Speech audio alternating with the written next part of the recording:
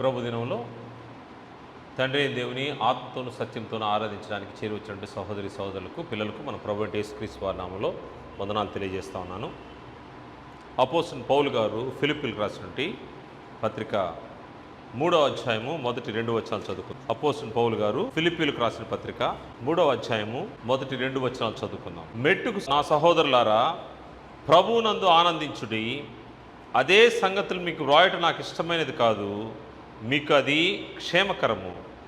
కుక్కల విషయమై జాగ్రత్తగా ఉండుడి, దుష్టులైన పనివారి విషయమై జాగ్రత్తగా ఉండుడి. ఈ చదవబడినటువంటి ఈ లేఖన భాగంలో 2 ముఖ్యమైన అంశాలు మనకు కనబడుతూ ఉన్నాయి. ఈ 2 అంశాల్లో మొట్టమొదటిది ప్రభువునందు ఆనందించుడి. ప్రభువునందు ఆనందించాల్సిన విషయాలు మనకు అనేకం కనబడతాయి.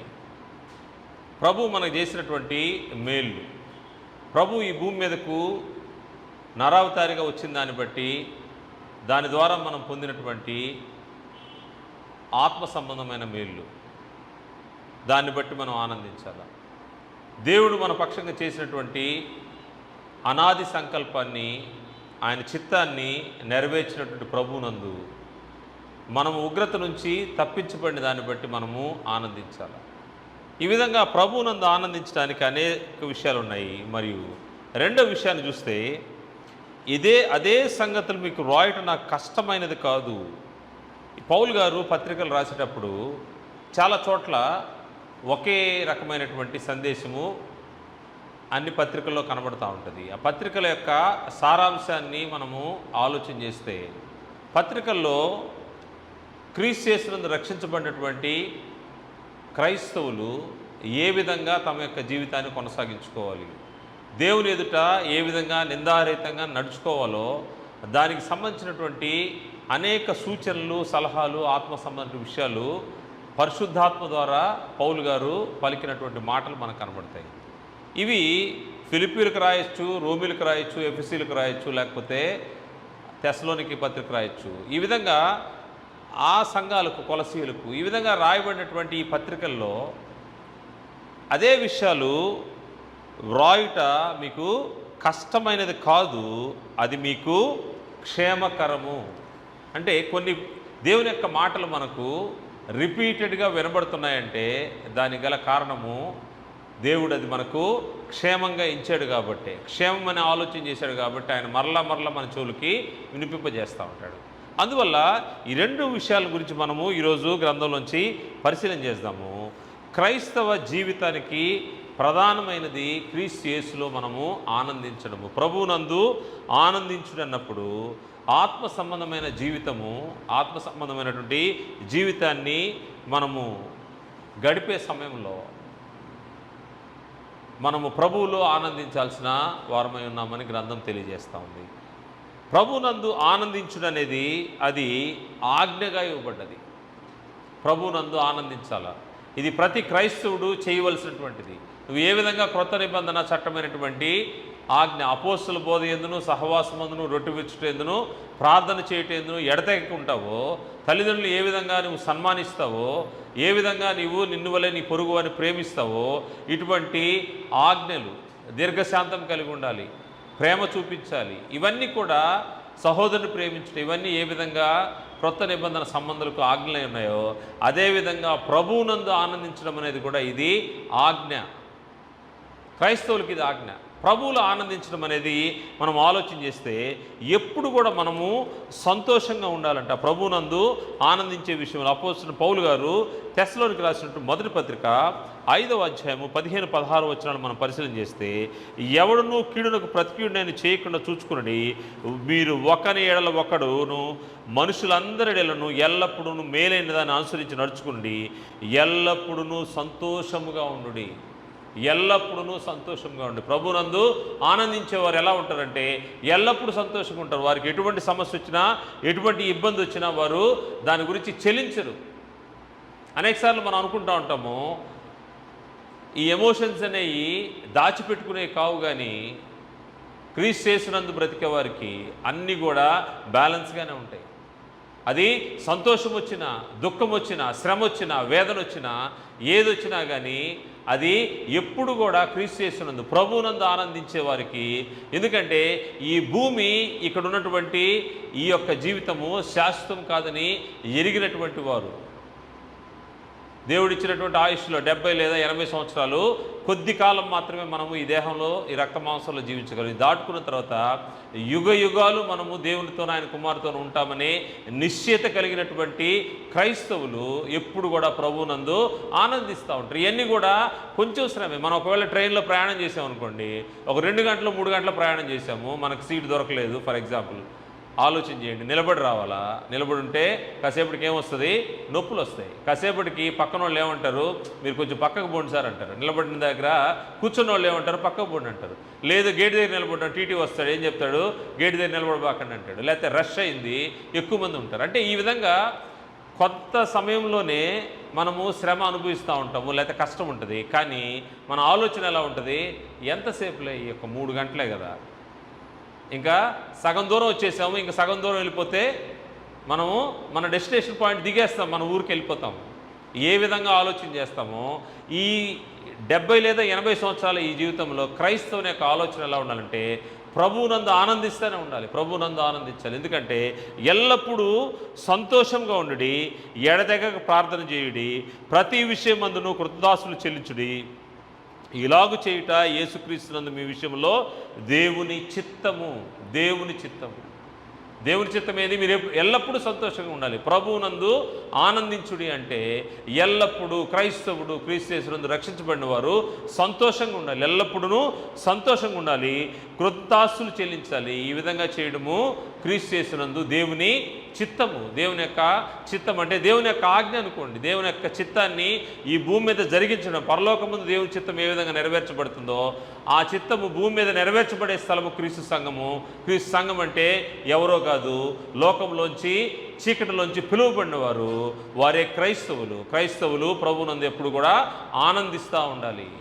నీకు ఎటువంటి కండిషన్ అన్నా ఉండొచ్చు, నువ్వు ఎటువంటి పరిస్థితులైనా ఉండొచ్చు. హబక్కూకు గ్రంథంలో ఒకసారి మనం చూస్తే, హబక్కూకులో మన పరిస్థితులు ఏ విధంగా ఉన్నప్పటికీ మనం చేయాల్సింది ఏంటో అక్కడ తెలియజేయబడింది. హబక్కూకు గ్రంథము 3వ అధ్యాయము 17వ వచనం నుండి మనం పరిశీలన చేస్తే 17 నుంచి 19 వరకు చూస్తే, అంజూరపు చెట్లు పూయకుండినను, ద్రాక్ష చెట్లు ఫలింపకపోయినను, ఒలీవ చెట్లు కాపు లేక ఉండినను, చేనిలోని పైరు పంటకు రాకపోయినను, గొర్రెలు దొడ్డిలో లేకపోయినను, సాలలో పశువులు లేకపోయినను, నేను యెహోవా యందు ఆనందించేదను. ఎటువంటి కండిషన్స్ ఇవి? ద మోస్ట్ వర్స్ట్ కండిషన్స్ ఇవి, అంతే కదా. తనకి ఏమీ లేదు ఇక్కడ. అంజూరపు చెట్లు పూయకుండినను, అంజూరపు చెట్లు వస్తాయని కాపు వస్తాను ఎదురు చూస్తున్నావు, కానీ పూత రాలేదు. ఈ సంవత్సరం చూస్తే మామిడి పూత ఎక్కడ కనబడలా. కారణం ఏంటంటే ఎందుకు జరిగిందో అలా తెలియదు. మామిడి పూత మనకు లేటుకు వచ్చింది. ఇప్పుడు చూడండి, మే నెల మధ్యలో ఉన్నాం మనం, మామిడికాయలు ఎక్కడ కనబట్లా. ఒకవేళ తోటల్లో ఉన్నాయేమో, అటు నుంచి అటు ఎక్స్పోర్ట్ అయిపోతున్నాయో తెలియదు, కానీ మార్కెట్లో అయితే మామిడికాయలు లేవు. అంటే పూత లేకపోతే ఏం జరుగుతుంది? పంట ఉండదు. అంజూరపు చెట్లు పూయకుండినను, ద్రాక్ష చెట్లు ఫలింపకపోయినను. ద్రాక్ష చెట్లు ఫలించాలంటే యజమాని ఎంతో కష్టపడి నేలను సేద్యం చేసి జాగ్రత్తగా మంచి మొక్కను నాటి దాని నుంచి ఫలింపు కోసము దానికి ఎంతో పరిచర్య చేస్తాడు.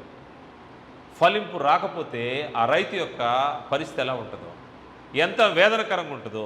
ద్రాక్ష చెట్లు ఫలింపకపోయినా, ఒకవేళ కారు ద్రాక్షలు కాసిందనుకోండి, అది కూడా నష్టమే. కారు ద్రాక్షలు కాస్తే నష్టమే, అసలు ఫలింపే లేదనుకోండి, ఒక్కోసారి జరుగుతూ ఉంటుంది, పంటలు నష్టం వస్తూ ఉంటుంది.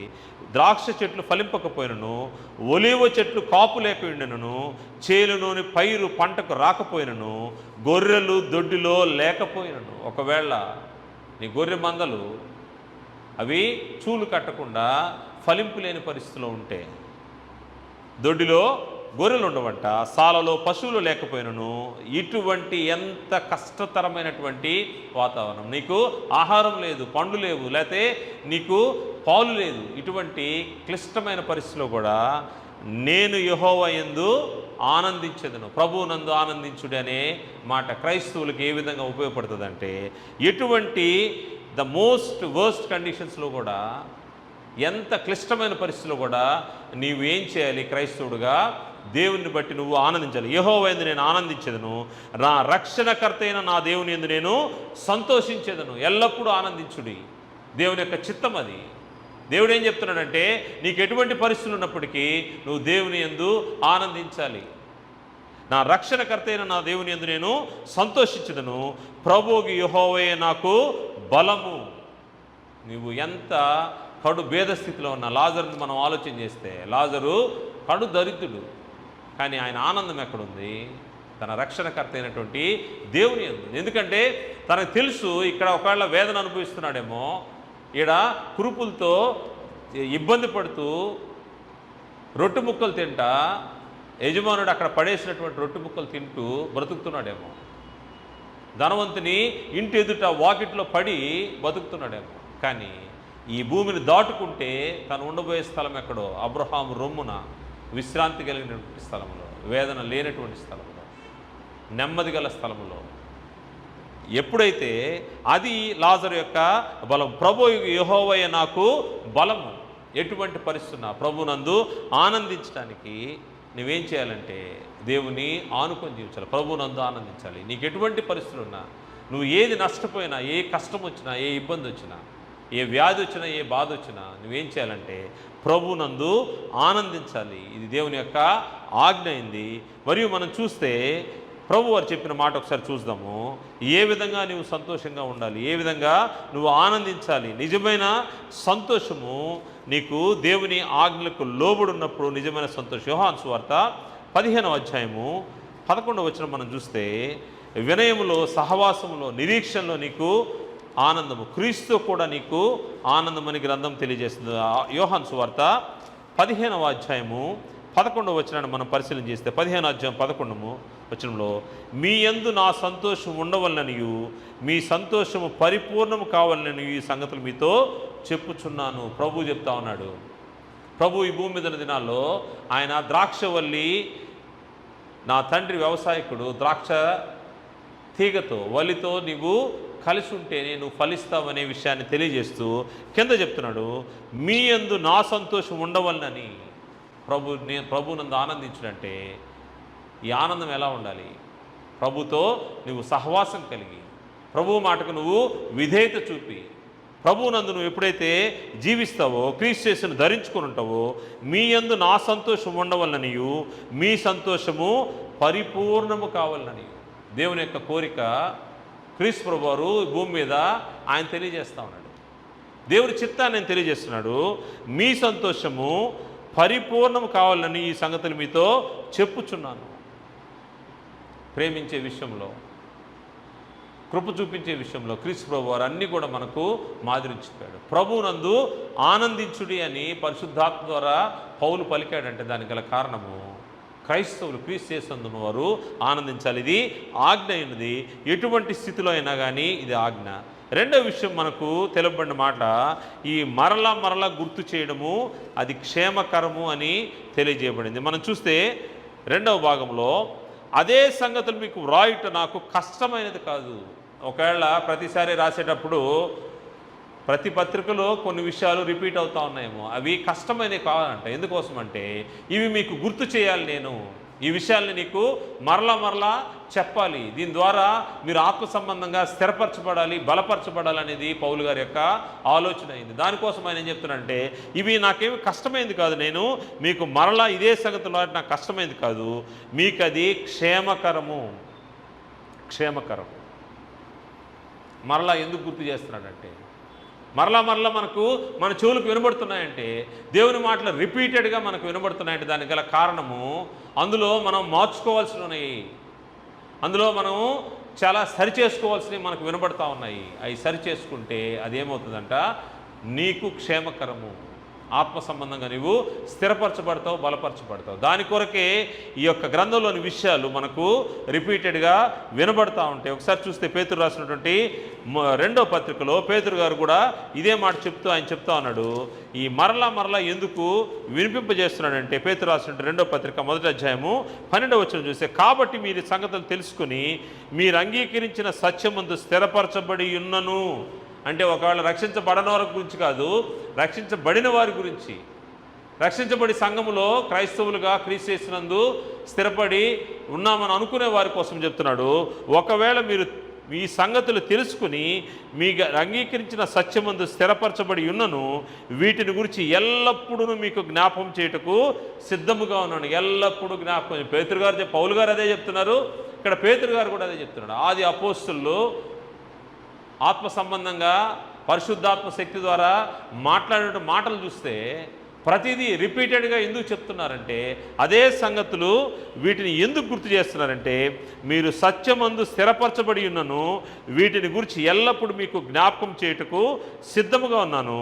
మరియు మన ప్రభు అయిన యేసుక్రీస్తు నాకు సూచించిన ప్రకారము ఈ గుడారమును త్వరగా విడిచిపెట్టవలసి ఉన్నదని ఎరిగి, నేను ఈ గుడారంలో ఉన్నంతకాలం ఈ సంగతులను జ్ఞాపకం చేసి మిమ్మల్ని రేపుట న్యాయమని ఎంచుకుంటున్నాను. రేపుట ఇవి మరలా మనకు తెలుసు. మన పిల్లలకి ఏదన్నా 2-3 సార్లు చెప్పామనుకోండి, ఎందుకు డాడీ ఇన్నిసార్లు చెప్తావు అంటారు.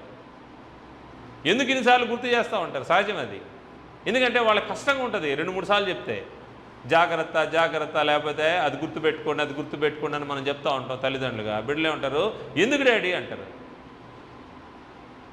కానీ దేవుడైతే ఏం చేస్తాడంటే తన భక్తుల ద్వారా, పరిశుద్ధాత్మ ద్వారా మనకు రిపీటెడ్గా అన్ని పత్రికల్లో దేవుని యొక్క గ్రంథం అంతా సమాచారం ఎలా ఉందంటే, నువ్వు స్థిరపరచబడి ఉన్నాను, ఒకవేళ నువ్వు రక్షించబడి నువ్వు జాగ్రత్తగా ఉన్నావు, జాగ్రత్తగా నడుస్తున్నావు, అయినప్పటికీ వాటిని రేపుట, ఈ సంగతులను జ్ఞాపకం చేసి మిమ్మల్ని రేపుట న్యాయమని ఎంచుకొనుచున్నాను. నేను మృతి పొందిన తర్వాత కూడా మీరు నిత్యము వీటిని జ్ఞాపకం చేసుకున్నట్లు జాగ్రత్త చేతును. ఈ పరిశుద్ధాత్మ ద్వారా లిఖించబడినటువంటి ఈ గ్రంథము, దేవుని యొక్క వాక్యము, దేవుని యొక్క మాటలు, ఈ 66 పుస్తకాలు దేవుని మాటలు మనకు ఎలా ఉన్నాయి, ఈ మరలా మనకు జ్ఞాపకం చేస్తున్నాయి. ఇది ఎందుకోసం ఈ విధంగా జ్ఞాపకం చేయబడుతున్నాయంటే, ఇది మీకు క్షేమకరము. ఏం చెప్తా ఉన్నాడు పౌలు గారు? ఇది మీకు క్షేమము, ఇది మీకు మేలు, మంచిది.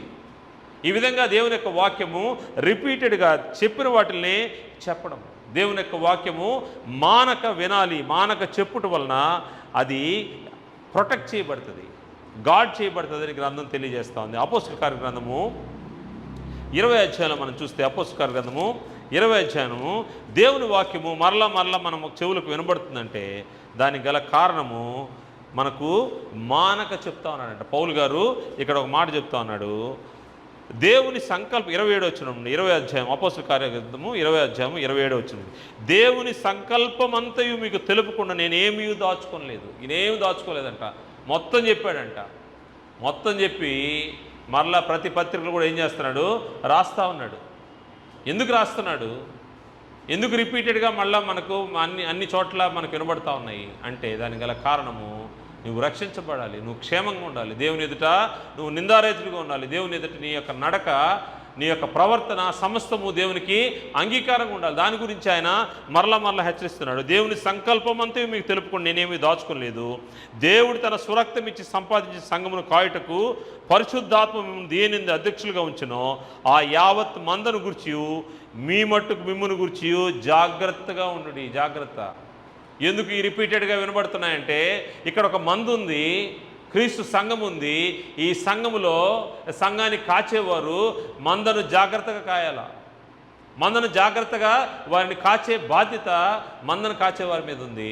అదేవిధంగా మందలోని వారు కూడా ఈ విషయాలు రెగ్యులర్గా రిపీట్, దేవుని సంకల్పం అంతా వింటూ ఉంటే ఏమవుతుంది, దారి తప్పిపోకుండా లేకపోతే చెదిరిపోకుండా ఉండేదానికి అవకాశం ఉంటుంది. కారణం ఏంటంటే, ఈ సంఘము ప్రభు తన స్వరక్తం ఇచ్చి సంపాదించిన సంఘం. ఆయన స్వరక్తం ఇచ్చి సంపాదించాడు. ఈ సంఘాన్ని కాచే బాధ్యత ఈ యొక్క నాయకులకు ఉంది, మందను కాచేవారికి ఉంది. అందుకోసము మీ మట్టుకు మీరు చెప్తా ఉన్నాడు, మీ మట్టుకు మీరు మిమ్మల్ని గురించి జాగ్రత్తగా ఉండుడి.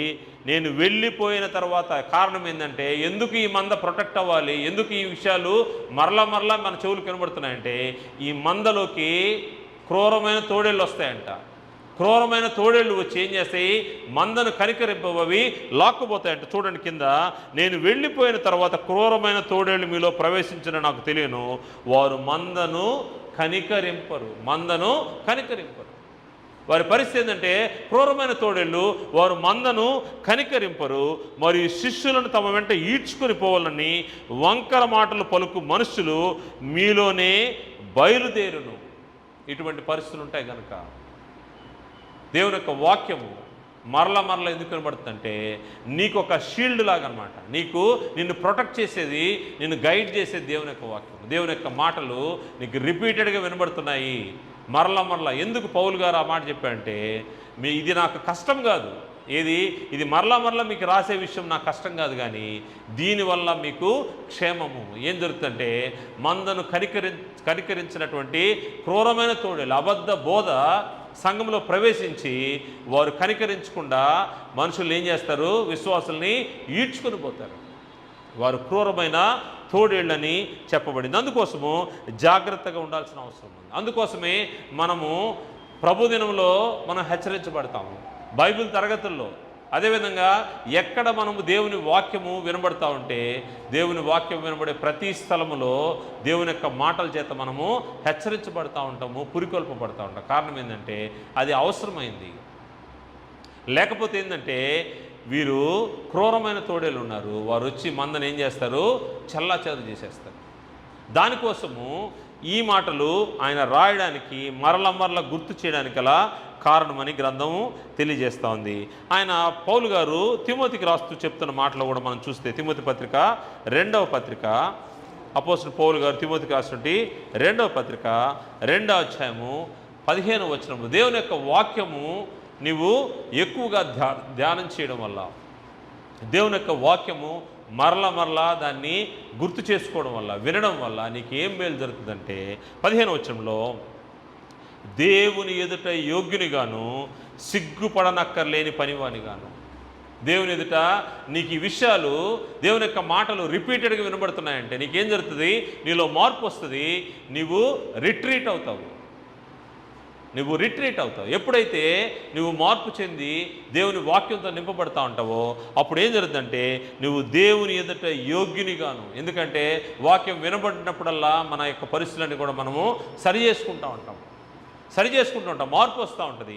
మార్పు వచ్చినప్పుడు మనకి దేవుని ఎదుట మనకు ఎలా ఉంటుంది, యోగ్యులుగా మనం కనపడతాం. దేవుని ఎదుట యోగ్యునిగాను సిగ్గుపడనక్కర్లేని పనివానిగాను. ఎందుకంటే ఇప్పుడు నువ్వు సిగ్గుపడాల్సిన అవసరం లేదు, దేవుని ఎదుటికి ధైర్యంగా రావచ్చు, దేవుని కృపాసనందరికి ధైర్యంగా చేరేదానికి అవకాశం. ఎందుకంటే దేవుడు నీకు అప్పచెప్పినటువంటి పనులన్నీ నువ్వు జాగ్రత్తగా చేస్తూ ఉన్నావు, దేవుని యొక్క వాక్యాన్ని విస్మరించట్లేదు, దేవుని యొక్క వాక్యాన్ని తిరస్కరించట్లేదు, దేవుని యొక్క వాక్యానుసారంగా జీవిస్తా ఉన్నావు. అప్పుడు నీకు ఎలా ఉంటుంది, నువ్వు ధైర్యంగా వస్తావు. ఎందుకు ఎక్కువ మంది వెనకబడిపోతూ ఉంటారంటే కారణం ఏంటంటే పోస్ట్పోన్మెంట్ జరుగుతూ ఉంటుంది. వచ్చే వారం వెళ్దాంలే, దాని తర్వాత వెళ్దాం. ఎందుకంటే ఎక్కడో కొంత వారి యొక్క బలహీనతలు వారిని వెనక్కి గుంజుతూ ఉంటాయి, లాగుతూ ఉంటాయి. లాగినప్పుడు నెక్స్ట్ వీక్ వెళ్దాంలే, ఇంకోసారి దేవుని దగ్గరికి రావడానికి వారికి భయము, సిగ్గు. ఎందుకంటే నువ్వు పని చేయట్లేదు కాబట్టి. సిగ్గుపడనక్కర్లేని పనివానిగాను సత్యవాక్యంను సరిగా విభజించువానిగా నీవే దేవునికి కనపరుచుకుంటూ జాగ్రత్త పడము. ఎందుకోసము ఈ యొక్క బైబిల్ తరగతులు లేకపోతే దేవుని యొక్క వాక్యము రిపీటెడ్గా నీకు వినబడతా ఉంది. ఎందుకు దేవుని యొక్క వాక్యాన్ని వినడానికి ఆశ చూపించాలి అంటే దానికి కారణము మరల గుర్తు చేయాలి, మరల గుర్తు రావాలి. క్రైస్తవుల ఇళ్లలో మనం చూస్తే దేవుని యొక్క వాక్యాలు గోడల నిండా ఉంటాయి. అవి అలంకారానికైనా లేకపోతే దేవుని వాక్యాన్ని కనీసం రోజులో ఒక్కసారన్నా వాటిని చదువుతూ ఉంటామా, ఇటు చూసుకొని చదువుతూ ఉంటామా, అయితే కనీసం ఇక్కడికి వచ్చినప్పుడు దీనిపైన రాసిందన్న చదువుతారా? ఆదివారం ఆరాధనకు వచ్చినప్పుడు ఇక్కడ రాయబడినటువంటి వాక్యం ఏముంది, ఆత్మతోనూ సత్యముతోనూ ఆరాధింపవలనని. ఆత్మతో సత్యముతో ఆరాధించడానికి సిద్ధపడి నీవు వచ్చావా?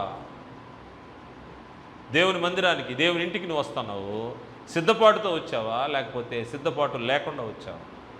ఈ యొక్క సిద్ధపాటు దేవుని యొక్క వాక్యము మరల నీకు వినబడుతుందంటే నిన్ను ప్యూరిఫై చేస్తుంది, నిన్ను పవిత్రపరుస్తుంది, నిన్ను బలపరుస్తూ ఉంది, నిన్ను స్థిరపరుస్తూ ఉందని అర్థం. ఒకసారి చూద్దాము. మనని ఆత్మ సంబంధంగా బలపరిచేదానికి, స్థిరపరిచేదానికి దేవుని యొక్క వాక్యము మరల వినబడుతుంది. 2 విషయాలు మనం గమనించే. మొదటిది ప్రభువునందు ఆనందించడము, ఇది ఆజ్ఞ. రెండవది చెప్పిన సంగతులు మరల గుర్తు చేయడం అనేది అది క్షేమకరము. అది చెప్తున్నటువంటి భక్తులకు, అపోస్తులకి అది కష్టమైంది కాదు, కానీ అది ఎందుకోసం చెప్పబడిందంటే అది మనకు క్షేమకరము. ఈ ప్రభునందు ఆనందించే విషయంలో నువ్వు ప్రభునందు ఆనందించాలని గ్రంథం తెలియజేసినప్పుడు, ఈ ప్రభునందు ఆనందించడం వల్ల నీకు వచ్చే మేలేంటి అని ఆలోచన చేస్తే, నువ్వు ఎప్పుడైతే ప్రభువులో స్థిరంగా వాక్యంలో నువ్వు నాటబడి నువ్వు ఫలిస్తూ ఉంటావో అప్పుడు అబద్ధ బోధ నుంచి నువ్వు దూరంగా ఉంటావు. అబద్ధ బోధ ఉంది, అబద్ధ బోధని నువ్వు ఖండించాలన్నా, అబద్ధ బోధని నువ్వు తిప్పికొట్టాలన్నా, అబద్ధ బోధ నీ దగ్గరికి రాకుండా జాగ్రత్త పడాలన్నా నువ్వేం చేయాలి? ఇక్కడ నీ యొక్క వేరు పారాల్సిన అవసరం ఉంది, స్థిరపడాల్సిన అవసరం ఉంది. నువ్వు పైకి ఏ విధంగా ఫలిస్తున్నావో కింద కూడా భూమిలోకి వేరు అంత బలంగా స్థిరంగా వెళ్ళాల్సిన అవసరం ఉంది. దేవుని యొక్క వాక్యంలో నువ్వు స్థిరంగా ఉంటే ఎవరు కూడా నిన్ను ఏం మభ్యపెట్టలేడు. అదే బ్రదర్, మొన్న ఒక బ్రదర్ వచ్చారు, మాట్లాడారు, ఆయన చెప్పింది కూడా అట్టానే ఉందే.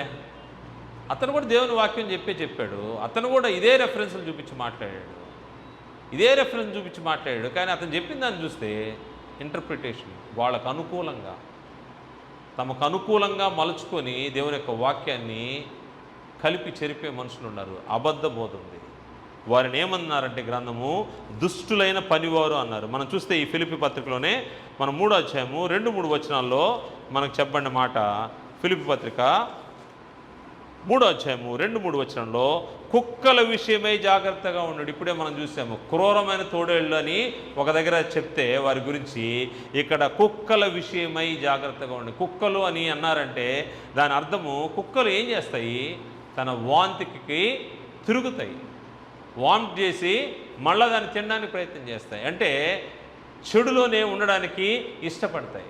పంది ఏ విధంగా బురదలో దొల్లడానికి ఇష్టపడుతుందో, కుక్క తన వాంతికి తిరిగినట్టుంటుందో, వీరిని దుష్టులైన పనివారు అన్నాడు. అందుకోసము ఇక్కడ చెప్పనమాట, కుక్కల విషయమై జాగ్రత్తగా ఉండుడి, దుష్టులైన పనివారి విషయమై జాగ్రత్తగా ఉండండి. దుష్టులైన పనివారు వీరెవరు?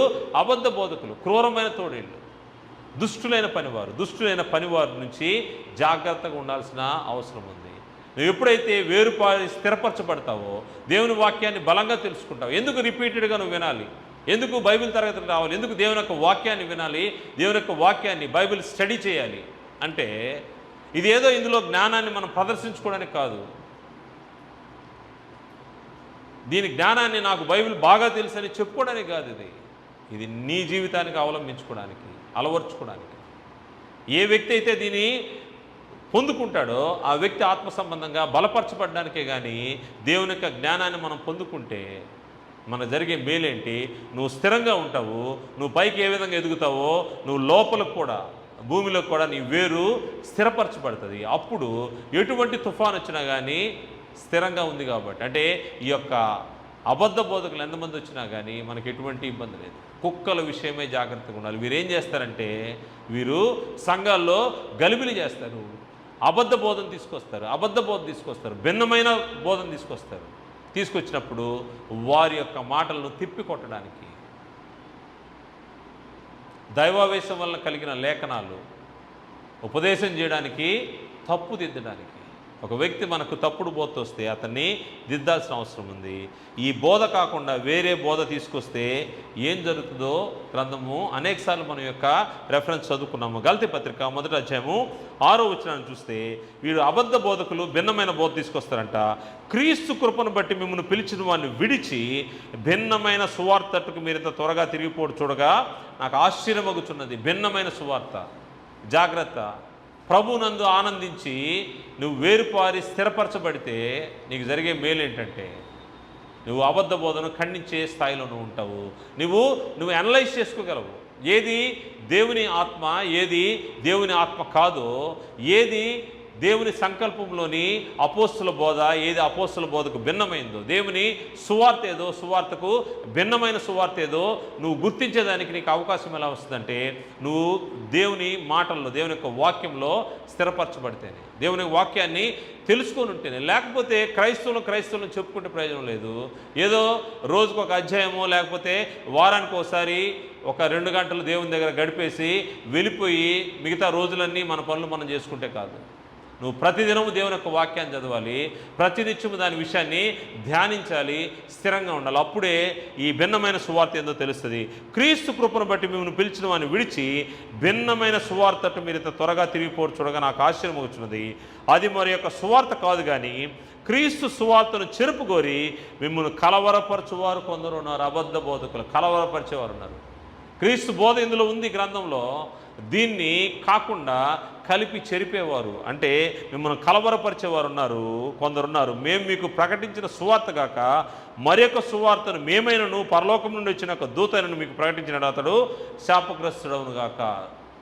సడన్గా ఒక దూత వచ్చి మన మధ్య వాలి ఈడ పడి, ఇప్పుడే దేవుని దగ్గర నుంచి నేను వస్తున్నాను, మీకు కొత్త సందేశం తీసుకొస్తాను, ఈ బైబిల్లోది కాదు, ఇప్పుడు ప్రజెంట్ లేటెస్ట్ హాట్ న్యూస్ అని చెప్పి తీసుకొస్తే కూడా మనం ఏం చేయాలి? రిజెక్ట్ చేయాలి. అటువంటి వాడు శాపగ్రస్తుడు. ఈరోజు నాకు రాత్రి దేవుడు కళ్ళలో కనిపించి చెప్పాడు అని టీవీల్లో సభల్లో మాట్లాడే వాళ్ళని చూస్తే వాళ్ళు దొంగ బోధకులు. వాళ్ళు ఎవరు? దొంగ బోధకులు. ఈరోజు నీ కళ్ళ ఏం చెప్పాడు దేవుడు? ఇక్కడ ఉంది, సంపూర్ణంగా గ్రంథంలో ఉంచిపెట్టాడు. ఇది కాకుండా బయట ఉండేదంతా భిన్నమైన సువార్త. అందుకోసం చెప్తున్నాడు, మేము మీకు ప్రకటించిన సువార్త కాక మరొక సువార్తను మేమైనను పరలోకం నుండి వచ్చిన ఒక దూతను మీకు ప్రకటించిన అతడు శాపగ్రస్తుడు. అంటే ఈ బైబిల్లో ఈ 66 పుస్తకాల్లో విషయాలు కాకుండా తమ సొంత విషయాలు ఎవరన్నా కలిపి చెరిపే పరిస్థితులు ఉంటే వాళ్ళు శాపగ్రస్తులు. మేము ఇదివరకు చెప్పిన ప్రకారం ఇప్పుడు మరల చెప్పుచున్నాము, మీరు అంగీకరించిన సువార్త కాక మరి ఒకటి ఎవడైనా మీకు ప్రకటించినడలా వాడు శాపగ్రస్తుడవును గాక. శాపగ్రస్తుడు. దేవుని వాక్యాన్ని కలిపి చెరిపితే శాపగ్రస్తుడు. అబద్ధ బోధకులు శాపగ్రస్తులు. వారి వల్ల పడకుండా ఉండాలంటే నువ్వు ప్రభువునందు ఆనందించాలి. ప్రభువునందు ఆనందించాలంటే దేవుని యొక్క వాక్యంలో స్థిరపరచబడి వేరుపారి ఉండాల్సిన అవసరం ఉంది. అప్పుడే నువ్వు ఫలిస్తావు. ప్రభువారు చెప్పినట్టు, ద్రాక్షవల్లి నేను, తీగలు మీరు, నా ఎందుంటేనే ఫలించే అవకాశం. మీరు ఫలిస్తే నా తండ్రి సంతోషిస్తాడు.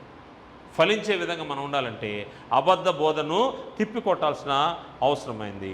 భిన్నమైనటువంటి సువార్త తట్టుకు తిరిగిపోకుండా ఉండాల్సిన అవసరం ఉంది. మొదటి శతాబ్దంలో జరిగిన పరిస్థితులు చూస్తే నిరర్ధక తత్వ జ్ఞానం ఉండిందంట. అప్పుడు నిరర్ధక తత్వజ్ఞానం. కొలసి సంఘానికి అపోస్తలుడు పౌలు గారు రాస్తూ చెప్తున్న మాట, కొలసి పత్రిక 2వ అధ్యాయము 9వ వచనం 6వ వచనం చూద్దాము. 6వ వచనం నుండి 8 వరకు చూద్దాం. కావున మీరు ప్రభు అయిన యేసుక్రీస్తుని అంగీకరించిన విధముగా ఆయన యందు వేరుపారిన వారై ఇంటి వలె కట్టబడుచు మీరు నేర్చుకునిన ప్రకారముగా విశ్వాసమందు స్థిరపరచబడుచు కృతదాసులు చెల్లించుట యందు విస్తరించుచు ఆయన యందు నడుచుకొనుడి. మీరు ఏదైతే వాక్యము చేత నింపబడ్డారో, ఏ మాటలైతే, ఏ సువార్త అయితే మీకు ప్రకటించబడిందో దానిలో స్థిరంగా ఉండాలి, వేరుపారు ఉండాలి, ఇంటి వలె కట్టబడాలి. మీరు నేర్చుకున్న ప్రకారంగా విశ్వాసమందు స్థిరపరచబడుచు కృతజ్ఞతాస్తులు చెల్లించుటందు విస్తరించు ఆయన యందు నడుచుకుని ఆయనను అనుసరింపక మనుషులు పారంపర్యాచారములను అనగా ఈ లోక సంబంధమైన మూలపాఠములను అనుసరించి మోసకరమైన నిరర్ధక తత్వ జ్ఞానం చేత మిమ్మల్ని చెరపట్టుకుని పోవడెవడను ఉండునేమని జాగ్రత్తగా ఉండుడి. జాగ్రత్త. విశ్వాసులు క్రీస్తు సంబంధాలు ఎలా ఉండాలా? జాగ్రత్తగా ఉండాలా, ఎప్పుడు అలర్ట్గా ఉండాలా. నేను చూసాము, పాకిస్తాను ఏం చేసింది, ఒక వారం నుంచి యుద్ధం వస్తుంది అనుకుంటా ఉన్నారు. ఆల్ ఆఫ్ ఎ సడన్ 10:30కి డ్రోన్స్ వచ్చినాయి. మనోళ్ళు ఆ టైంకి ఏముందిలే, ఇప్పుడు దాకా 9 అయిపోయింది, 10 అయిపోయింది, ఇప్పుడు ఎవరు రారని కానీ మిలిటరీ వాళ్ళు కానీ కామ్గా ఉంటే ఏమైంది, అది ఆ డ్రోన్స్ వచ్చి మన మీద పడినాయి. డ్రోన్స్ని ఏం చేశారు? అన్నీ పేల్చేశారు. అయిపోయింది. అసలు నిన్న సీజ్ ఫైర్ అన్నారు, అంటే ఇంక యుద్ధం ఆపేస్తున్నాం అన్నారు, అయినప్పటికీ కొన్ని డ్రోన్స్ వచ్చినాయంట. అంటే ఏ సమయంలో ఏమొస్తుందో మనకు తెలియదు. మనం జాగ్రత్తగా ఉండాలి. ఎలా ఉండాలి అంటే మనము అలర్ట్గా ఉండాలి, ప్రతి విషయంలో జాగ్రత్తగా ఉండాలి. ఏం జాగ్రత్త అంటే నిరర్ధక తత్వజ్ఞానం ఉంది, అది మనల్ని మోసం చేసే పరిస్థితి. ఆది సంఘంలో ఈ పరిస్థితి. కొలసీ సంఘానికి ఉత్తరం రాస్తూ పౌలు గారు చెప్తున్నాడు, జాగ్రత్త, మీకు ఏదైతే మేము పునాది వేసామో, ఏ పునాదిలో మీరు కట్టబడుతున్నారో, సంఘముగా మీరు కట్టబడ్డారు, ఈ పునాదిలో, ఈ విశ్వాసంలో జాగ్రత్తగా ఉండండి. ఈ విశ్వాసం కాకుండా వేరే విశ్వాసం వచ్చి ఎవరైనా తీసుకొచ్చారనుకోండి, ఇది యేసు దేవుని కుమారుడు కాదన్నాడు అనుకోండి, వాడు శాపగ్రస్తుడు. యేసుని దేవుడు మృతుల నుండి లేపాడని, లేపలేదని ఎవడని అన్నాడు అనుకోండి, వాడు శాపగ్రస్తుడు. ఇటువంటి విశ్వాసము, యేసు దేవుని కుమారుడు కాదని ఎవరన్నా మాట్లాడితే, ఇటువంటి పరిస్థితుల్లో ఈ సువార్త కాక వేరొక సువార్త ఎవరు తీసుకొస్తే కూడా వాళ్ళు అబద్ధ బోధ చేసేవాళ్ళు, నిరర్ధక తత్వజ్ఞానం. ఇటువంటివి ఉన్నాయేమో జాగ్రత్త, అవి మోసకరమైన నిరర్ధక తత్వజ్ఞానం చేత మిమ్మను చెరపట్టుకుని పోవువాడెవడైనా ఉండినేమని జాగ్రత్తగా ఉండండి. ఎవరో ఉండరు, పక్కనే ఉండి మాట్లాడుతూ ఉంటారు, మాట్లాడి చిన్నగా డైవర్ట్ చేస్తూ ఉంటారు. ఒక ఆయన క్రీస్తు సంఘం గురించి 2 days ago నేను ఒక చెప్తే ఆయన చెప్తాడు, క్రీస్తు సంఘం వాళ్ళు చాలా డేంజర్ అండి, ఎందుకంటే వాళ్ళు మన పక్కనే ఉండి మన డాక్టర్ని కాకుండా వాళ్ళ డాక్టర్ని ఎక్కిస్తారని చెప్తున్నాడు. మనం అంట చాప కింద నీరులాగా ఉంటామంట, వారు మనతోనే ఉంటారు, కోర్టులాగా ఉంటారంట. మనం అట్టే ఉండట్లేదే, నాకదే ఆశ్చర్యం వేస్తుంది. క్రీస్తు సంఘం అని మనం బహిరంగంగానే ఉన్నాము, సత్యాన్ని ప్రకటిస్తూనే ఉన్నాము, సత్యమేదో గ్రంథాన్ని ప్రకారం చెప్తా ఉన్నాము. కానీ మనుషులకు ఈ సువార్త ఎలా ఉందంటే వారికి వెర్రితనంగా ఉంది. సత్యం చెప్తుంటే వెర్రితనంగా ఉంది.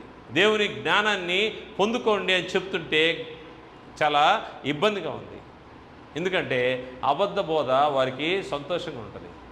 కారణము దురద చెవులు కలిగిన వారు కదా, తమకు అనుకూలమైన బోధకులను ఏర్పాటు చేసుకొని వారి ద్వారా విని సంతోషపడిపోతూ ఉంటారు. వారు ఏం చెప్తారంటే, నీ బిడ్డ ఆశీర్వదించబడతాడు, నీ కుటుంబం ఆశీర్వదించబడితే, నీకు ఉద్యోగం వస్తుంది, నీకు పెళ్ళి అవుతుంది, లేకపోతే ఆశీర్వాదాలు ఇంక వేరే ఏముండవు. దేనికోసం నేను పిలువబడ్డామంట క్రీస్తు యేసులోకి? శ్రమను అనుభవించడానికే.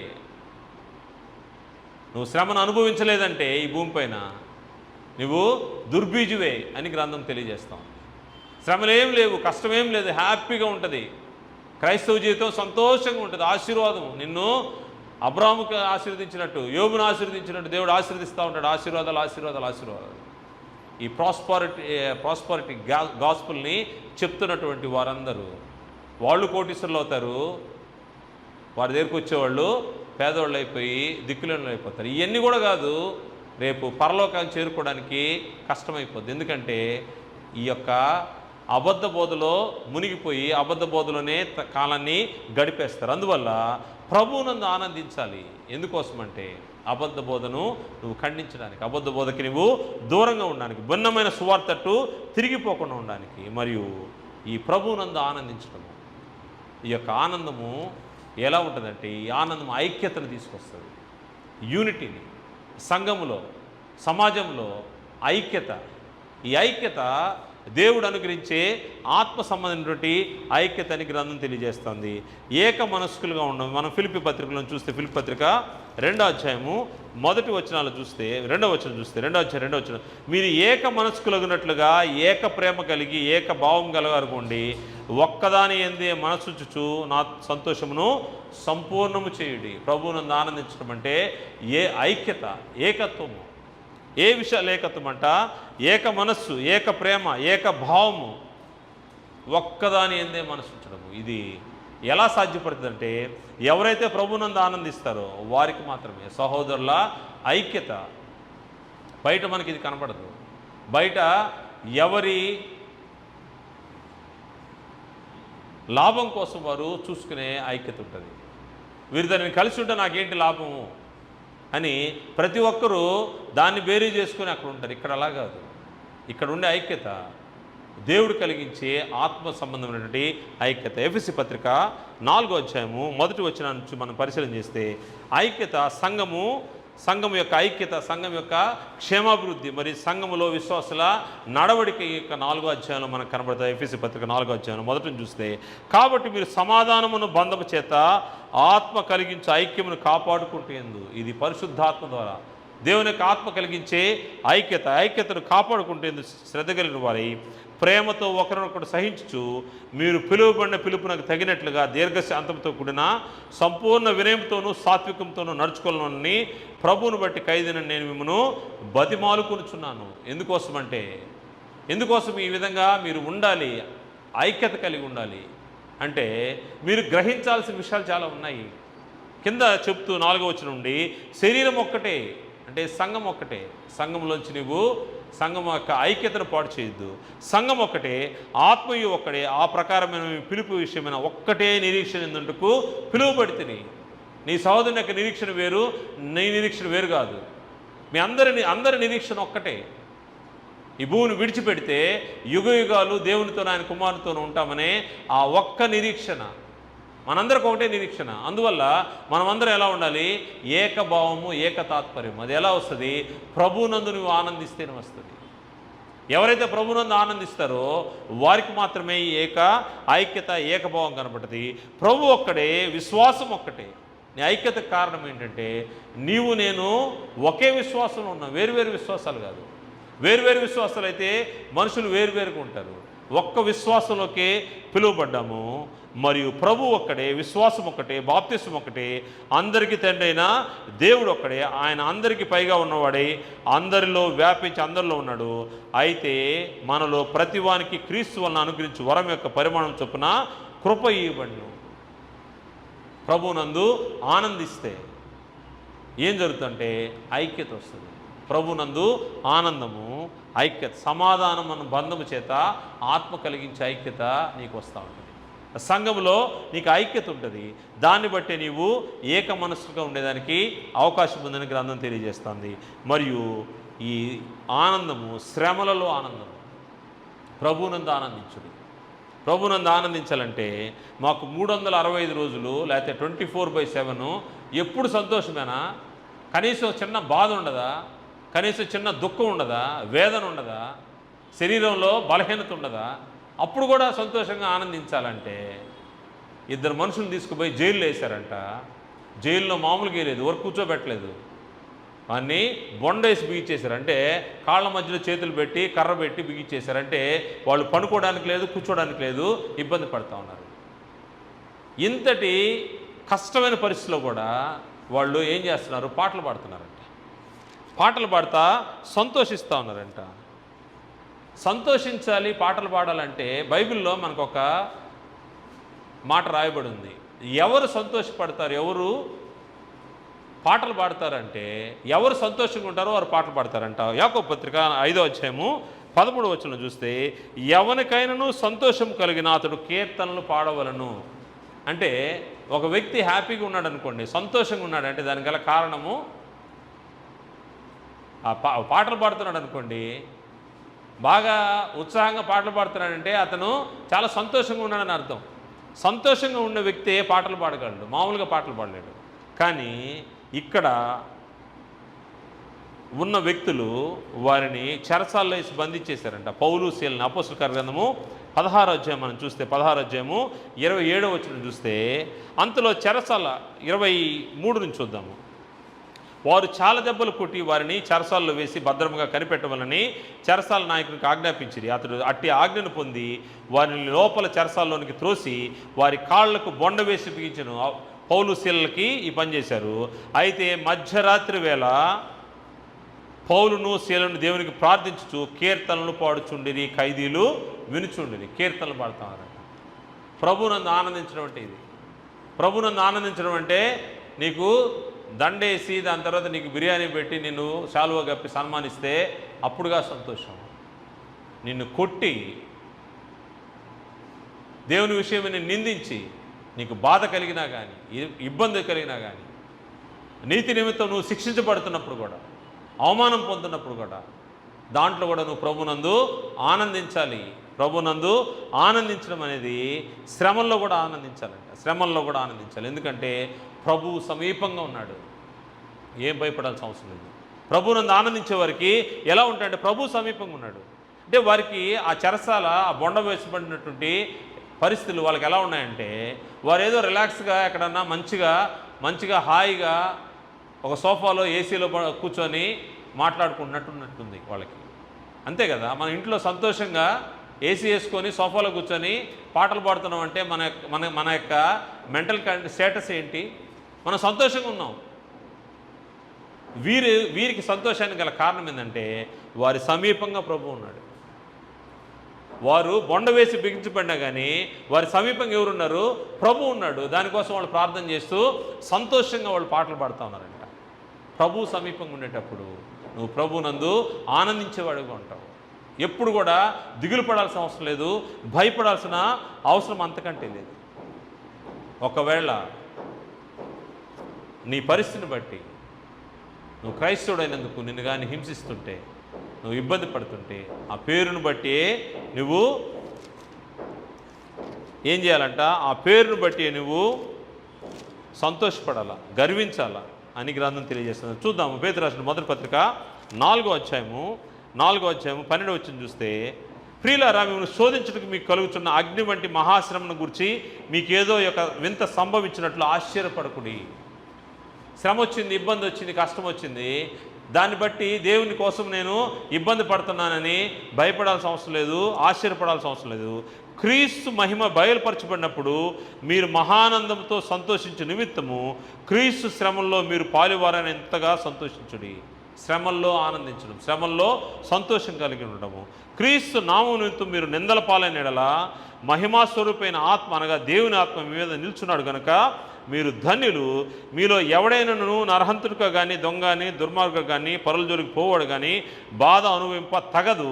ఎవడైనాను క్రైస్తవుడైనందుకు బాధ అనుభవించిన అతడు సిగ్గుపడక ఆ పేరును బట్టి దేవుని మహిమపరచవలను. క్రైస్తవుడైనందుకు ఒకవేళ నువ్వు శ్రమను అనుభవించవలసి వస్తే, క్రైస్తవుడైనందుకు నువ్వు నష్టపోవాల్సి వస్తే, క్రైస్తవుడైనందుకు నీకు ఇబ్బంది వస్తే నువ్వేం చేయాలి? నువ్వు ఆ పేరును బట్టి నీవు సంతోషపడాలి. అది దేవుని మహింపరచాలంట. ఆ పేరును బట్టి దేవుని మహింపరచాలి. నువ్వు క్రైస్తవుడివి. ఈ స్థలము మనకు రెంట్కి దొరకడానికి ముందుగా దాదాపు 45 రోజులు నేను ప్రతి చోట తిరుగుతూ వచ్చాను, ఎక్కడన్నా దొరుకుతుందేమో స్థలం అని. ఎక్కడ లేదు. ఎక్కడ పోయినా కానీ రిజెక్షనే, రోజు రిజెక్షనే.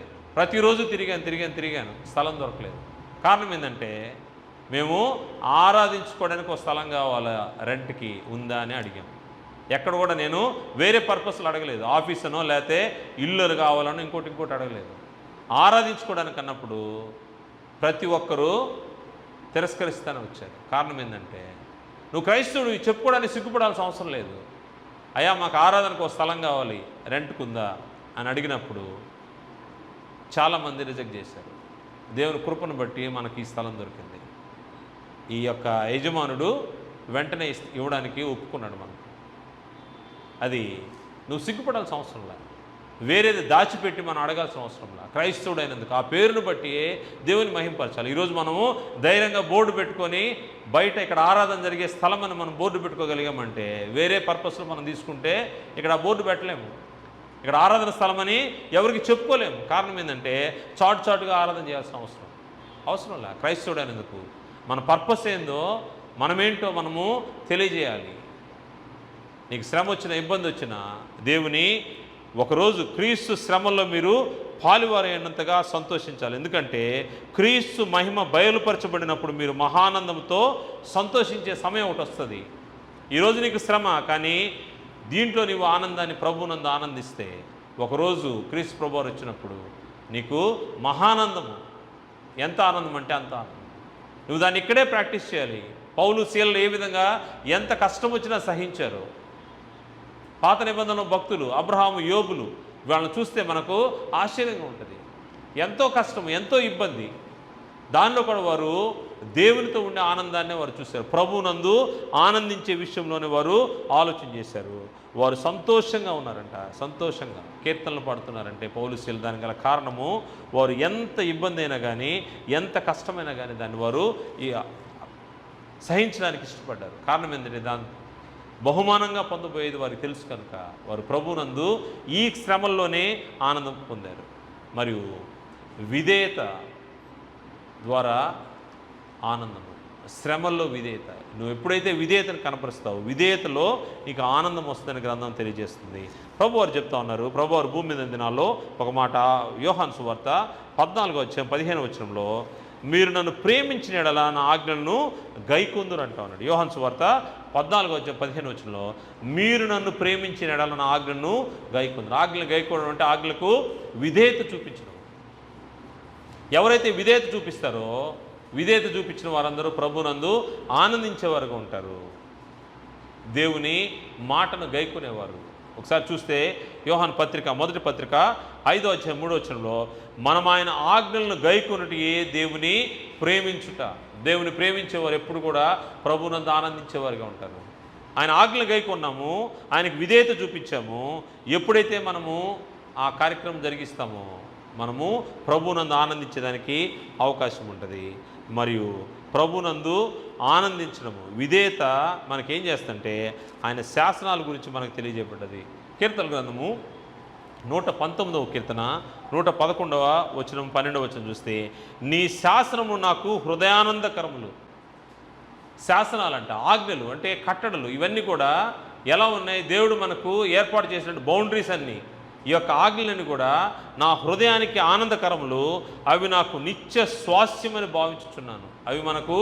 అవి మన స్వాస్థ్యం, మన ఆస్తి. దేవుని యొక్క ఆజ్ఞలు ఏమైనాయి? మనకు ఆస్తిగా. ఎవరైతే ఆ విధంగా భావిస్తారో వారు విధేయత చూపించేవారు. విధేయత చూపించే వారందరూ కూడా ప్రభునందు ఆనందించేదానికి అవకాశం ఉంటుంది. ప్రభునందు ఆనందించుడని పౌలు గారు హెచ్చరించినప్పుడు దాని యొక్క ఆజ్ఞలోని భావం ఏంటంటే, ఎవరెవరైతే దేవుని యొక్క ఆజ్ఞలను కట్టలను గైకుంటారో వారికి అది నిత్య స్వాస్థ్యం అంట. మరియు అది నిత్య నిర్ణయం కూడా. చూస్తే 12వ వచనంలో 112వ వచనంలో, నీ కట్టలను గైకొనుటకు నా హృదయమును నేను లోపరుచుకుని ఉన్నాను. విధేయత లోపరుచుకుంటే, దేవుని ఆజ్ఞలకి శిరసా వహించడానికి ఎప్పుడైతే మనం లోపరుచుకుంటామో అప్పుడు అవి మనకు నిత్య నిర్ణయాలుగా ఉంటాయి. ఇవి తుద వరకు నిలుచు నిత్య నిర్ణయము. దేవుని యొక్క ఆజ్ఞలు పాటించేవాడు నిత్య జీవాన్ని పొందుకుంటాడు. దేవుని ద్వారా నిర్ణయాలు తీసుకున్న వ్యక్తి దేవుని పక్షంగా బ్రతుకుతూ ఉంటాడు. అతను ఎటువంటి పరిస్థితి అయినా, ఎప్పుడైతే నువ్వు లోపడితే నీకు ఆనందమే, నువ్వు భయపడాల్సిన అవసరం. దేవునికి లోబడి అపవాదిని ఎదురించి వాడు మీ ఎదురు నుండి పారిపోవునని గ్రంథం తెలియజేస్తా ఉంది. నువ్వు దేవునికి లోబడ్డావంటే, దేవుని యొక్క వాక్యానికి లోబడ్డావంటే నువ్వు వెంటనే అపవాదిని ఎదిరించవచ్చు, వాడిని ఎదురు నుండి పారిపోతాడు. నువ్వు అపవాదిని ఎదిరించడానికి నీకై నువ్వు వెళ్ళావంటే కుదరదు. ఎవరైతే ప్రభువునందు ఆనందిస్తారో విధేయతలో ఆనందం. అవి కారణం ఏంటంటే ఆయన శాసనాలు నాకు నా హృదయానికి ఆనందకరము. ప్రభువునందు ఆనందించుడి, నీ ఆనందమే నీ సాక్ష్యం. క్రైస్తవుడిగా నువ్వు జిడ్డు ముఖం వేసుకొని ఎప్పుడు దిగాలుగా, కొందరు ఏం చేస్తారంటే లాంగ్ ఫేస్ వేసుకొని ఉంటారు. ఏంటంటే ఉపవాసం ఉన్నాను బ్రదర్, 40 రోజులు ఉపవాసం, అందుకోసం నేను అస్సలు అంటే ఇంకా ఆయన ఏం చేయడం అనమాట. అది లోకంలో వాళ్ళు చేసే పని. లోకంలో వాళ్ళు ఉపవాసం ఉన్నారు, లేకపోతే ఏదైనా దీక్ష తీసుకున్నారంటే వారు లోకంలో కనపరచడానికి చేసుకుంటారు. రంగు బట్టలు వేసుకొని, లేకపోతే వాళ్ళు దెల్ ప్రొజెక్ట్ దెమ్సెల్ఫ్, పక్కన వాళ్ళకి కనబడే విధంగా వాళ్ళు దాన్ని ప్రదర్శించుకుంటారు. రంగు బట్టలు వేసుకుంటారు, లేకపోతే ఉమ్ముయకుండా తిరుగుతూ ఉంటారు. అంటే అబ్బా అనుకోవాలి మనం, అంటే వీళ్ళు ఎంత నిష్ఠగా ఉన్నారో అనుకోవాలా. ఒట్టిదే. నువ్వు కనపరుచుకోవాల్సిన అవసరంలా. నువ్వు ఆనందంగా ఉంటే నువ్వు దేవుని బిడ్డవనే దానికే సాక్ష్యం. నువ్వు ప్రభువునందు ఆనందిస్తున్నావు అంటే నీ కష్టాలు ఎన్నన్నా ఉండి వెనకన్నా ఉండి, నువ్వు ఇంటికి వెళ్ళిన తర్వాత నీకు భోజనం ఉండకపోయినా పర్వాలా, ప్రభువునందు ఆనందిస్తూ ఉంటే సమస్తం జరిగిపోతూ ఉంటుంది. ప్రభువునందు ఆనందించే విషయంలో నీకు నువ్వే సాక్ష్యము. ప్రభువారు భూమి మీద దినాల్లో ఆయన చెప్పిన మాట ఒకసారి చూస్తే నువ్వు ఏ విధంగా ఆనందించాలో మత్తయి సువార్త కొండ మీద ప్రసంగంలో ప్రభువారు చెప్పిన మాట ఒకసారి చూద్దాము. మత్తయి సువార్త 5వ అధ్యాయము, మత్తయి సువార్త 5వ అధ్యాయంలో మనం చూస్తే 5వ అధ్యాయం 16వ వచనం మనం పరిశీలన చేస్తే, మనుషులు మీ సత్క్రియలను చూచి పరలోకమందున మీ తండ్రిని మహింపరచినట్లు వారి ఎదుట మీ వెలుగు ప్రకాశింపనీయుడి. ఎట్ట వెలుగు ప్రకాశింపనిస్తామంటే నిన్ను చూస్తే దేవుని మహింపరచాలా. అబ్బా ఎంత సంతోషంగా ఉన్నాడు, వారి దేవుడు ఎంత గొప్పవాడు. దేని బట్టి? నువ్వు చేసే సత్క్రియలను బట్టి, నువ్వు చేసే మంచితనాన్ని బట్టి, నువ్వు ఉండే సంతోషాన్ని బట్టి. ప్రభువునందు నువ్వు ఆనందించే వ్యక్తివి ఏం చేస్తూ ఉంటావు? నీ నోటి మాట ఎలా ఉంటుందంటే దేవోక్తులు వస్తాయి. నువ్వేదైనా క్రియలు చేసేవి సత్క్రియలే ఉంటాయి. సత్క్రియలు చూసినప్పుడు ఏం చేస్తారు? నిన్ను బట్టి దేవుని ఘనపరుస్తూ ఉంటారు. మనుషులు ఘనపరుస్తారు. మనుషులు మీ సత్క్రియలను చూచి పరలోకమందున మీ తండ్రిని మహింపరిచినట్లు వారి ఎదుట మీ వెలుగును ప్రకాశింపనీయుడి. నీ ఆనందమే నీ సాక్ష్యం. నువ్వు సంతోషంగా ఉన్నావు, నువ్వు ప్రభువునందు ఆనందిస్తూ ఉన్నావు, సత్క్రియలు జరిగిస్తూ ఉన్నావు, దేవుడు ఏం చేస్తూ ఉంటాడు? నిన్ను బట్టి దేవుడు మహింపరచబడతా ఉంటాడు. మనుషులు అన్యులు ఏం చేస్తారు? నిన్ను బట్టి దేవుని మహింపరుస్తారు. ఒకవేళ నీ యొక్క నీతి కొరకు నీవు కష్టపడేటప్పుడు, నీతి నిమిత్తము శ్రమ పడేటప్పుడు, నీతి నిమిత్తము శ్రమ పడే వారిని గ్రంథం ఏం చెప్తుంటే వారు ధన్యులు అన్నారు. నీతి జరిగించడానికి, దేవుని పక్షంగా బ్రతకడానికి నువ్వు శ్రమని అనుభవిస్తే, నీతి నిమిత్తం నువ్వు శ్రమ అనుభవిస్తే ధన్యుడు. పేతురు రాసిన మొదటి పత్రిక 3వ అధ్యాయము 14 వచనాన్ని ఒకసారి మనం పరిశీలన చేస్తే, పేతురు రాసిన మొదటి పత్రిక 3వ అధ్యాయము 14 వచనం, మీరు ఒకవేళ నీతి నిమిత్తం శ్రమపడినను మీరు ధన్యులే, వారి భయపడకుడి, కలవరపడకుడి. భయంగా ఉండేవాళ్ళు, దిగులుగా ఉండేవాళ్ళు, ముఖాన్ని వికారం చేసుకునేవాళ్ళు, వాళ్ళు దేవుని బిడ్డలుగా కనబడరు. ఎవరైతే సంతోషంగా ఉంటారో, ఎవరైతే ప్రభువునందు ఆనందిస్తారో వారు ఏమంటారంట, నీతి నిమిత్తం శ్రమ పడాల్సి వచ్చినా కానీ భయపడరు, కలవరపడరు. కారణం ఏంటంటే వారి పక్షంగా ఉన్న దేవుడు గొప్పవాడు.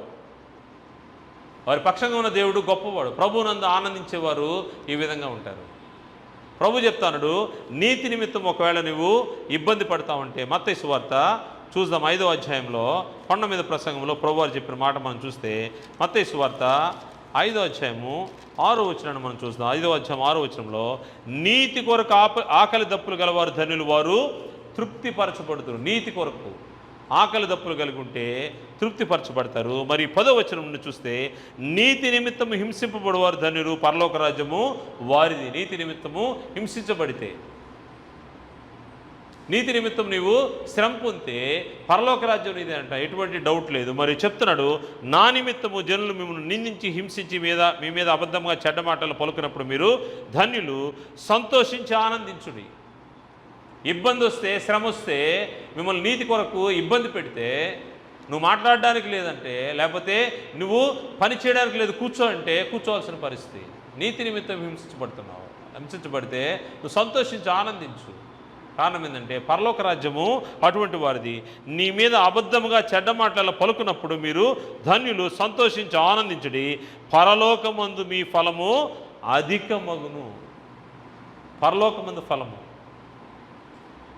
నువ్వు ఆనందంగా ఉన్నావంటే, ప్రభువునందు ఆనందిస్తున్నావంటే దానికి కారణము పరలోకంలో నీ ఫలము అధికమవుతూ ఉంటుంది. నీతి నిమిత్తము హింసించబడినా, దూషించబడినా, ఇంకేదైనా శ్రమలు ఎన్ని వచ్చినా కానీ వాటన్నిటిలో నీవు జాగ్రత్తగా ఉండాలి. నీలో ఈ ఆనందము లేదనుకోండి, నువ్వు ఈ విధంగా శ్రమకి తట్టుకోలేకపోయావు అనుకోండి, ఏం జరుగుతూ ఉంటుంది? నీవు దేవుని పక్షంగా బ్రతికినవాడు కావు. ఒకవేళ నీవు ప్రభు యొద్దకు రాకపోతే, ఈ ఆనందాన్ని ఇంకా పొందుకోకపోతే, ఇదే అనుకూల సమయం. జాగ్రత్త, మర్చిపో. దేవుని యొక్క వాక్యం నీ చెవులు కనబడతా ఉంది. ప్రభువునందు ఆనందించుడి. మరలా గుర్తు చేస్తా ఉన్నాడు. కారణం ఏంటంటే ఈ యొక్క మాటలు, దేవుని యొక్క వాక్యం మీకు మరలా గుర్తు చేయడం వల్ల ఏం జరుగుతూ ఉంది? మీరు దేవుని యొక్క వాక్యంలో స్థిరపరచబడతారు. దానికోసము గుర్తు చేస్తూ ఉన్నాడు. ఇదే రక్షణ దినము. ఎవరన్నా ఇంకా మార్చుకోకపోతే, ప్రభువునందు ఆనందము పొందకపోతే, వారు ప్రభువునందు ఆనందించే పరిస్థితికి రావాలని తెలియజేస్తాను. ఒకవేళ మీరు ఆల్రెడీ దేవుని పక్షంగా బ్రతుకుతూ ఉంటే, ప్రభువునందు ఆనందిస్తూ ఉంటే, నీ క్రియలు, నీ సత్క్రియలు దేవుని ఎదుట కనపరచాలి. అన్ని విషయాల్లో దేవుడు నీకు తోడుగా ఉంటాడు. అన్ని విషయాల్లో నీకు తోడుగా ఉంటాడు. నీకు నీ గానుగుల నీ పంటల నీ చేని పంటలో పంట లేకపోయినా, నీ పండ్లు రాకపోయినా, లేతే నీ చెట్లకు పూత లేకపోయినా, హబక్కు గ్రంథంలో చెప్పబడినట్టుగా ఎటువంటి క్లిష్ట పరిస్థితి వచ్చినప్పటికీ నీవు ప్రభువునందు ఆనందించాలి. ఎన్ని శ్రమలు వచ్చినప్పటికీ నువ్వు ప్రభువునందు ఆనందించేవాడిగా ఉండాలి. దాని ద్వారా ఏం జరుగుతూ ఉంటుందంటే, ఈ ఆనందము నీవు ఎప్పుడైతే కలిగి ఉంటావో, నీవు దేవుని యొక్క మాటల్లో స్థిరపరచబడి బలంగా ఉంటావు. నువ్వు దేవునికి లోబడేవాడిగా ఉంటావు. దేవునికి లోబడిన వ్యక్తి ఏం చేస్తాడంటే, దేవునికి లోబడిన వ్యక్తి అపవాదిని ఎదిరిస్తాడు. అప్పుడు అపవాది దూరంగా పారిపోతాడు. నువ్వు నీ నడతలు ప్రతి ఒక్కటి పరిశీలనగా జాగ్రత్తగా చూసుకున్న వ్యక్తులు ప్రభువునందు ఆనందించేవారు. ఇక్కడ మాత్రమే కాదు, ఇది కేవలం ట్రైనింగ్ పీరియడ్, లేకపోతే రిహార్సల్స్ అనుకోండి. ప్రభువునందు ఆనందించడం, నిత్యరాజ్యంలో ఆనందించే సమయం ఒకటి రాబోతుంది. ప్రభు ద్వారా మనము దేవుని ఎదుగు చేరబోయే ఆ పరలోక పట్టణాన్ని చేరుకునే సమయం ఉంది. అక్కడ నిత్య ఆనందం, అక్కడ ఏ మరణం ఉండదు, వేదన ఉండదు. ప్రతి బాష్ప బిందువుని తుడిచివేయబడుతుంది. అక్కడ ఏముండదు. పరలోకంలో నీకు ఆకలి ఉండదు, దప్పిక ఉండదు. నువ్వేంటి ఆ పరలోక పట్టణము క్షేమకరంగా ఉంటుంది. అందుకోసము ఇక్కడ మనము ప్రాక్టీస్ చేయాల్సిన అవసరం. ప్రభునందు ఆనందించి ఎన్ని శ్రమలు వచ్చినా, పౌలు సీల వలె ఎంత ఇబ్బంది వచ్చినా నీవు ప్రభునందు ఆనందించే పరిస్థితిలో ఉంటే ఈ ఆనందము సంపూర్ణమయ్యే రోజు ఒక రోజు ఉంది. ఆ సంపూర్ణమయ్యే రోజు క్రీస్తుతో పాటు నీవు నేను కూడా పరలోక పట్టణంకి దేవుని ఎద్దకు చేర్చబడే రోజు. ఆ రోజు కోసం మనం ఎదురు చూడాలని, దానికి తగినట్టుగా ఈ భూమిపైన రక్షించబడకపోతే రక్షణ మార్గంలోకి రావడానికి, రక్షించబడిన నీవు జాగ్రత్తగా నీ రక్షణ కొనసాగించుకోవాల్సిన అవసరం ఉంది కనుక ప్రభువునందు ఆనందించాలని ప్రభుపేట మనం చేస్తూ ముగిస్తున్నాను. అందరికీ వందనాలు తెలియజేస్తా ఉన్నాను.